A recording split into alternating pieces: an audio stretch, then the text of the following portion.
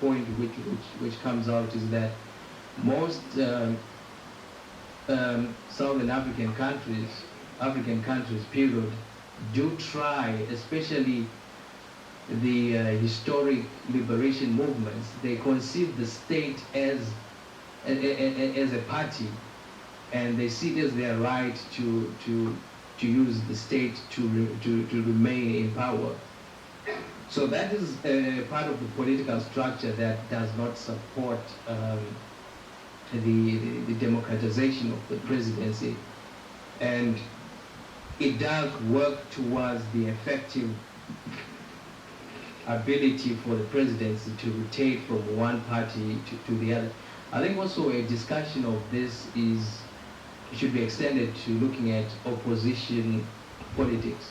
Opposition politics, my own view is that there is a tendency to be extremely uneven and unfair. The incumbent party tends to use everything to remain in power, and therefore creates a situation where it is very difficult for one to exercise dissent and not be viewed as a foreign body within the country, or someone who is trying to sell ideas that belong best in Britain or in the United States. So in that sense, when we look at the democratization of the presidency, we can conceive this as a discussion of the political structure and the culture. And I think those two facets have to move more towards gradually changing. I don't think that the dictatorship can merely come to an end. Someone can merely, I think individuals definitely, this is a huge, this is partly from the American politics. I think individuals do have a very strong impact on the political platform, but there is also a culture that has to be, and culture takes time, that has to begin to be enacted or to be played out, where people do not see politics as a zero-sum game or a winner takes all. The other factor which I think is going to contribute to the culture changing is that I am certain, and I've met many Africans, the background of leadership is gradually changing, where you had people who came out of a tradition of liberation. They wanted to, they hold that very close to their hearts because they carried guns, they fought for it, and so it's so much a part of a very painful experience. And then you have a different generation which is coming, where these are people who have, a more broader thinking or an understanding of how the system works, the international system, and the self-interest of the countries and how this can blend in. And there are also people who don't necessarily see the presidency as a success, as the only way of achieving success. And I had a discussion the other day with a friend, and I said, well, you know what? One thing which is very fortunate in the case of South Africa is that you look at Mandela, and many people will be shocked. For me, that is, I always see him as someone who's an aristocrat.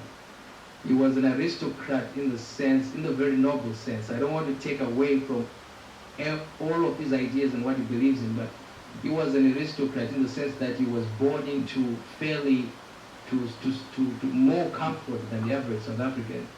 And Mandela was a lawyer when most black South Africans couldn't even conceive of entering courtrooms unless they were on trial.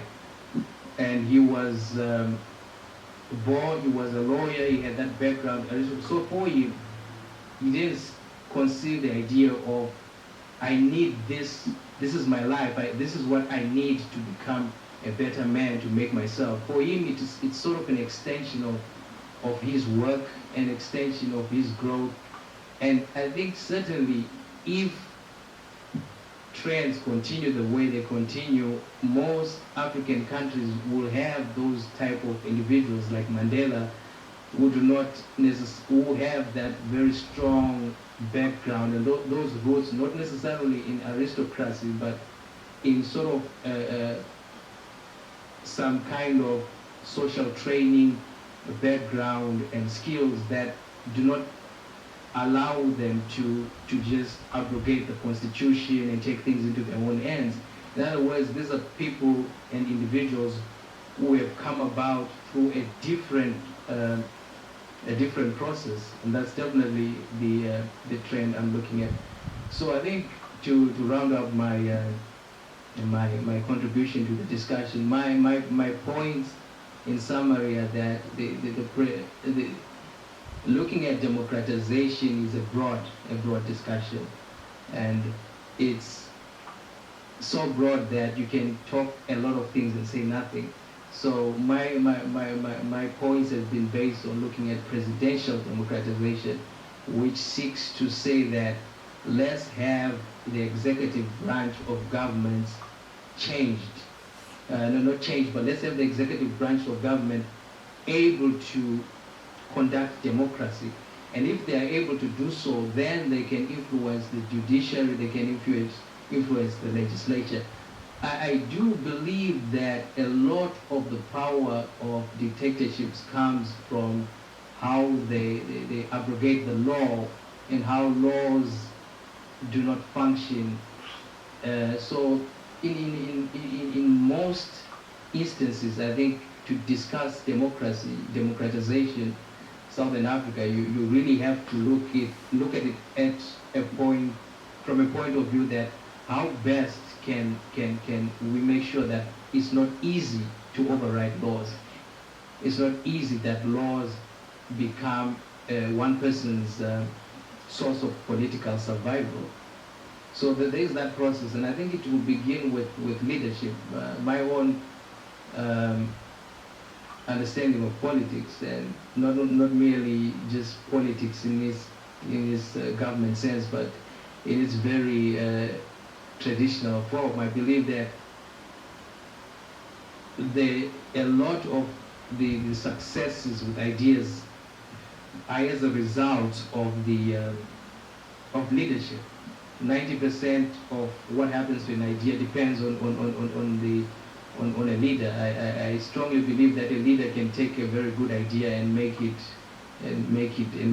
dismal out of it and make it dysfunctional, and a very good leader can take a somewhat mediocre idea and expand on it and certainly make some positive results.